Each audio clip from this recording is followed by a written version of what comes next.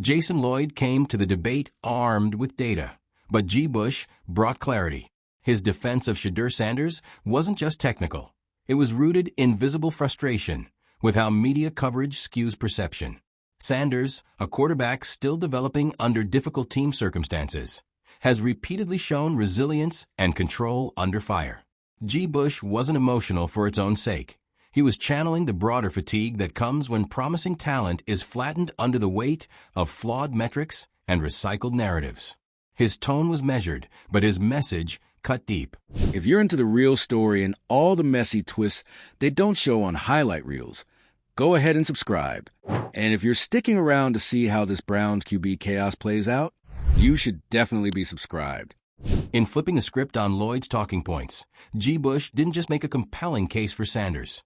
He spotlighted the imbalance in how quarterbacks are judged when confidence and film-backed performance go unrecognized. That moment wasn't about winning an argument. It was about demanding a shift in how young talent is actually valued in today's NFL landscape. You're watching a live on UCSS when suddenly Garrett Bush leans forward, eyes locked on Jason Lloyd. The tone shifts. Everyone feels it. What started as a normal panel debate about Shedeur Sanders has now become a full-on ideological collision.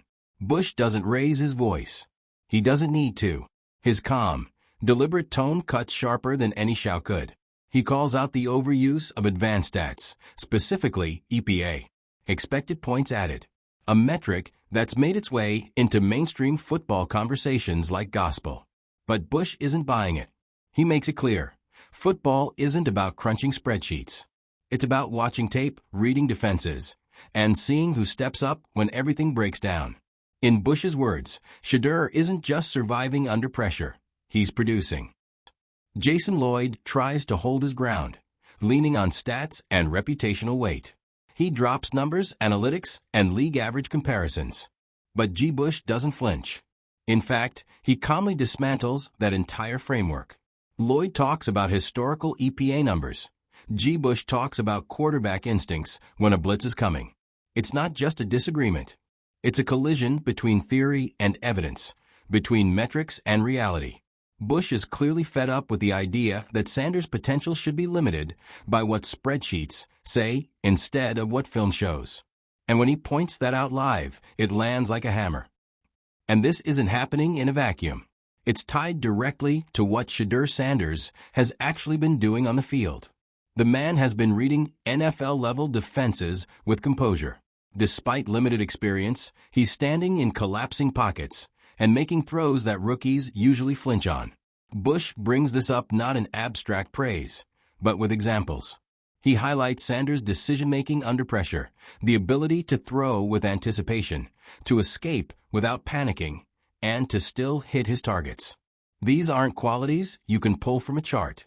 They're qualities you see on tape, plain and simple. Bush doubles down. If you can't see it on film, you're not really analyzing football. The most compelling point GBUSH makes is how Sanders performs in a broken environment. He references Cleveland's offensive line problems, the lack of institutional support, the inconsistent play calling. And still, Sanders shines through. He doesn't blame. He doesn't whine. He just plays. Even in bad games, you see the right reads. The pocket manipulation. The ability to avoid mistakes in high-stress moments. These are things most rookie quarterbacks struggle with. But Sanders? He's responding with NFL traits. Not potential. Traits. Right now. On the field. Lloyd, at this point, is cornered. And that's when he reaches for reputation. He leans into the idea that the broader media consensus hasn't bought into Sanders yet, that maybe GBUSH is seeing what he wants to see. But GBUSH is ready. He pauses, leans back, and then delivers the killer line. Reputation doesn't play quarterback. It's the moment the room shifts. Reputation doesn't avoid sacks. Reputation doesn't make tight window throws with defenders breathing down your neck. Reputation can't rescue a team stuck in its own chaos. Performance does. And GBUSH is here to remind everyone of that. It's not just a takedown of Lloyd. It's a takedown of the entire analytical framework being used to discredit Sanders. GBUSH isn't anti-stat. He's anti-disconnected narrative. EPA, QBR, all these things might help build a bigger picture, but not when they're used to obscure what's on tape. And this isn't just a rant. It's a well-articulated thesis. Football is about context. It's about how players respond when plans fall apart. GBUSH points out that metrics, without context, are like judging a book by its page count. Sanders has shown more resilience and game maturity in a few months than some guys do in years. Shedeur, for his part, doesn't lash out at critics. His response has been performance. Whether it's a drive stalled by penalties or a collapsing pocket, his body language stays the same. Calm, confident, intentional. That's what GBUSH keeps coming back to. Not hype, not pedigree, just facts. It's that calm confidence that tells you this isn't just a flash. It's foundational. Sanders has a presence, a self-assurance that doesn't rely on praise or approval. And when you combine that with legit NFL throws and pocket awareness, you're not looking at a project. You're looking at a quarterback. Every time Sanders drops back, it's a small battle against Cleveland's legacy of quarterback disasters. And yet, you can see him slowly shifting that narrative. He doesn't panic. He doesn't look rattled. He trusts what he sees, and he delivers.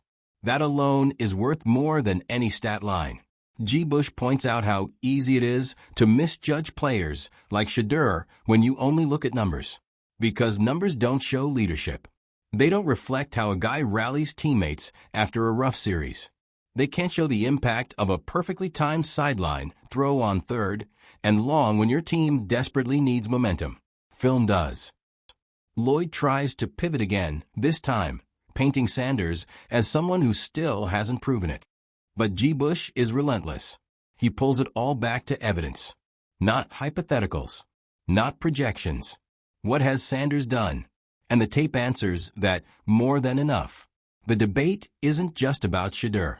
It's about how analysts evaluate talent. GBUSH makes it clear. You can't keep hiding behind metrics and expect credibility. You have to watch the games. You have to contextualize what's happening. Otherwise, you're just performing analysis instead of doing it. By the end of it, it's not just Lloyd who looks off balance. It's the entire old-school model of sports commentary. GBUSH didn't yell. He didn't interrupt. He just brought facts. And that's what made it hit harder. The irony? The guy with the calmest tone said the loudest truth. In that moment, something shifted. Not just about how we talk about Sanders, but about how we talk about young quarterbacks in general. The expectations, the biases, the double standards. GBUSH stripped all of it down to the core question. Can the guy play? And with Shedeur Sanders, the answer, for now, is yes. Not because someone on a podcast said so. Because the game tape did. And maybe, just maybe, that's what should matter most. Take the Bengals game. Shedeur didn't put up massive numbers. And yet that was the game where the shift became obvious. The offensive line was leaking pressure. The run game was stalled. And the receivers weren't getting much separation. And still, there he was, calmly maneuvering the pocket, getting the ball out, and keeping the Browns in the fight. It wasn't flashy. It wasn't going to end up on a highlight reel. But what it showed was more important. It showed command. It showed trust in his reads. It showed that when the situation is tough, Sanders doesn't shrink, he processes. That's what GBUSH kept hammering on. If you're only watching the scoreboard, you're missing the story. GBUSH wasn't trying to turn Sanders into a superstar overnight. He was simply asking analysts to tell the truth, to stop hiding behind tools and start watching the games. His tone wasn't defensive, it was surgical. Every point had a purpose. Every rebuttal had receipts. And that's why it hit so hard. GBUSH came into that ready. He didn't just defend Sanders. He dismantled the idea that numbers alone define a quarterback. He reminded everyone watching that football is played by humans, not formulas. And when you watch Shedeur, you see a human who's already playing at a professional level, no matter what the metrics say. Jason Lloyd tried to steer the conversation back to the familiar. He hasn't played enough games. The sample size isn't big enough. It was the typical fallback. Stall the conversation until there's more data. But GBUSH was one step ahead. He pointed out how many other young quarterbacks have been prematurely crowned or crucified, based on far less. The inconsistency in analysis, the selective use of stats, the reputational shortcuts. And then he brought it back to Shedeur again, laying out why those old talking points just didn't apply here. Shedeur isn't making headlines for antics or controversy. He's making headlines because, week after week, he's earning it. Quietly. Professionally. He isn't a media darling, but he doesn't need to be. The tape does the talking. GBUSH reminded the room that sometimes the most dangerous players are the ones who just keep showing up and delivering. He didn't say Sanders was elite. He said Sanders was real. And that was the point. Real talent doesn't need permission to exist. It just needs space to be seen. And when you look at the Cleveland tape through the dysfunction, you see it. Even in the Dolphins game, arguably one of the roughest matchups on the schedule, Sanders didn't lose composure. Miami brought pressure, disguised coverages, and tried to bait him into rookie mistakes. He didn't take the bait. He stayed poised, took calculated risks, and protected the football. That's the part GBUSH kept circling back to. It wasn't about touchdown passes. It was about controlling the game when the odds were stacked. It was about leadership. About how Sanders handled adversity. That stuff doesn't show up in EPA charts, but it shows up on film, and it shows up in wins. GBUSH didn't let anyone forget the context either. Cleveland's quarterback history is a graveyard. The carousel of overhyped busts and short-lived hopes is long and well documented. But for once, someone is showing traits early that actually stick. He called it what it was, a paradigm shift. Not just for the Browns, but for the way we look at quarterback development. Maybe, just maybe, you don't need 3 years and 50 games to know when a guy has it. Maybe, just maybe, if you pay attention, you can see it happening in real time. Lloyd tried once more to draw a contrast, tried to inject names of past rookies who looked good early and fell off. But that was a trap that didn't land. GBUSH had already acknowledged that development matters. What he challenged was the refusal to recognize what's happening now. And what's happening now is different. GBUSH pointed to how Sanders manages the pocket, how he doesn't panic under fire, how he hits tight windows while keeping turnover-worthy plays low. There's a maturity to Sanders' game that doesn't fit the usual rookie arc. That's what separates. The more tape you watch, the harder it becomes to deny it. You see the same patterns, situational awareness, smart throws, an unshakable demeanor. Even when protection breaks down, even when the game script gets ugly, Sanders doesn't play scared. He plays smart. He adjusts. That's what GBUSH was arguing for. Not blind faith. Not hype. Just honest analysis. And it's the kind of thing that challenges the whole way media frames these conversations. Because when you strip away the fluff and just look at who's executing, the story changes. And there's something to be said about how Sanders carries himself. He's not pleading for media approval. He's not throwing teammates under the bus. He's not leaning on name recognition.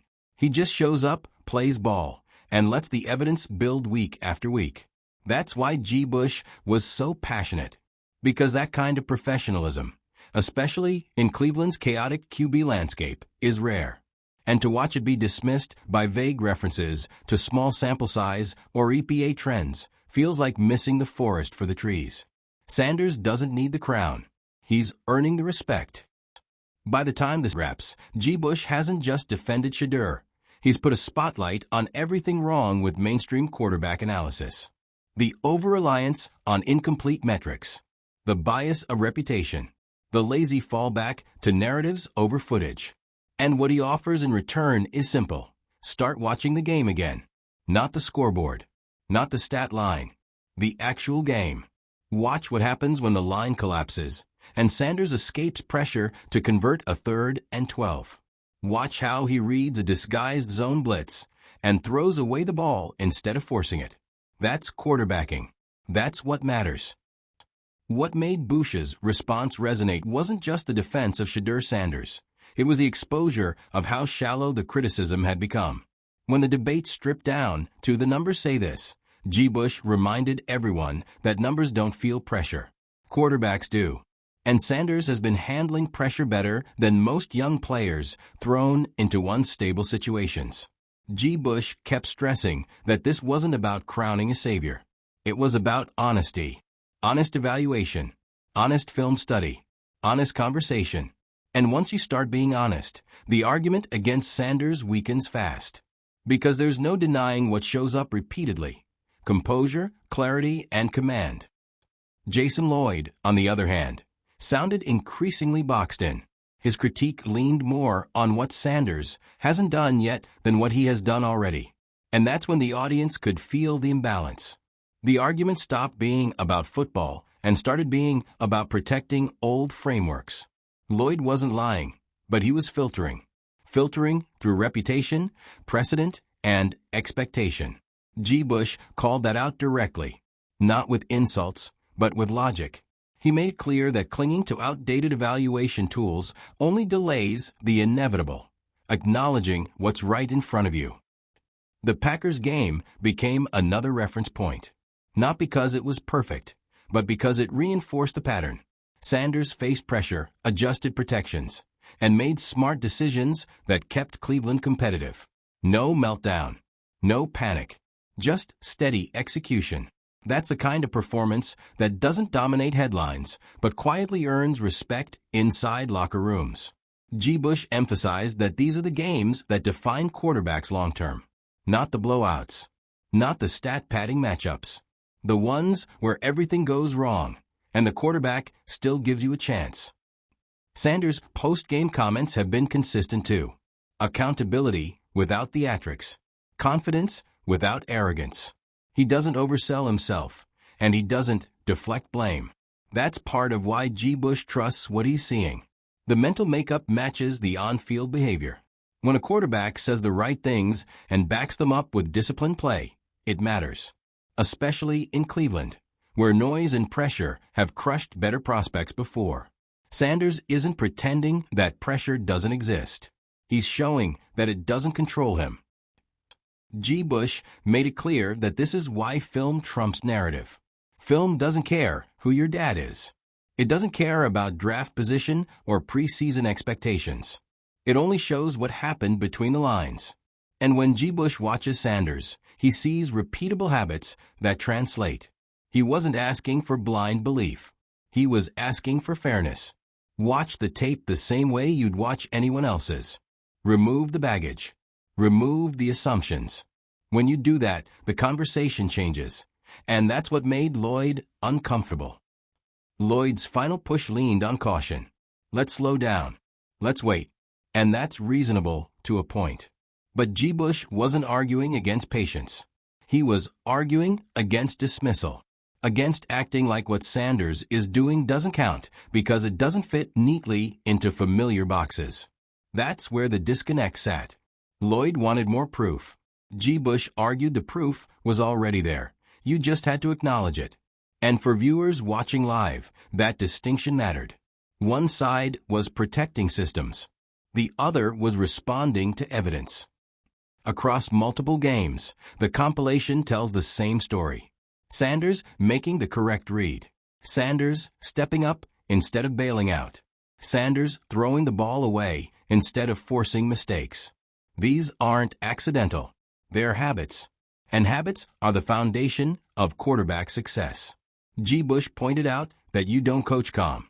You don't coach instincts. You refine them, but you don't create them out of thin air. Sanders has them already. And that's why dismissing his progress because of incomplete metrics feels irresponsible. By now, GBUSH wasn't just debating Jason Lloyd. He was speaking to the entire ecosystem around NFL analysis. The rush to label, the obsession with trends, the fear of being wrong. GBUSH cut through all of that by doing something rare, standing on film alone. He acknowledged the flaws, the areas Sanders still needs to grow, but he refused to ignore what's working. And that balance, criticism without dismissal, is what real analysis looks like. That's what separates talking heads from people who actually understand the game. Sanders continues to handle the scrutiny the same way he handles a blitz. Calmly, deliberately, without panic. He doesn't beg for validation. He doesn't fight the narrative publicly. He just keeps stacking evidence. And eventually, narratives crack under that kind of weight. That's the shift GBUSH was pointing to. Not hype. Not propaganda. A slow, undeniable change driven by performance. When enough people actually watch the games, the conversation evolves whether the media is ready or not. As the debate closed, the message was clear. This wasn't about winning an argument on a live stream. It was about accountability in coverage. About respecting what players show on the field. About not letting bias or comfort dictate analysis. Shedeur Sanders isn't asking for shortcuts. He's earning his evaluation one snap at a time. And GBUSH, by calling out the gaps in how that evaluation is being handled, forced a necessary conversation into the open. If you care about football, really care, you know where this is. You can go game by game, clip by clip, and the picture stays consistent. Shedeur doesn't need a perfect pocket to execute. He doesn't need ideal conditions to look like a professional. Whether it's the Bengals, Dolphins, or Packers, the guy keeps showing up. You see the same body language, settled, controlled, unbothered. That's not just quarterback play. That's leadership. What separates Sanders isn't just the film. It's the clarity it brings. It exposes how clouded some evaluations have become. When people hide behind spreadsheets or recycled talking points, it usually means they haven't actually watched. And that's why GBUSH's argument felt so urgent. Because the footage doesn't lie. It doesn't play favorites. It shows the truth, whether people are ready for it or not. And maybe that's the real takeaway here. That the loudest voice in the room doesn't have to be the one yelling. GBUSH came with calm confidence and changed the temperature of the debate. He didn't need a gimmick or a meltdown. He had film, facts, and football sense. And in a world where media often gets lost in the noise, that kind of clarity hits harder than any hot take ever could. Shedeur Sanders isn't being hyped up. He's being seen, finally, for what he's actually doing. And maybe, just maybe, that's the start of something bigger, not just for Cleveland, but for how we talk about quarterbacks altogether. If you've been watching this unfold and you're as fired up about the shift as we are, hit that like button, drop your take in the comments, and don't forget to subscribe. Because the narrative's changing, and we're not done talking about it.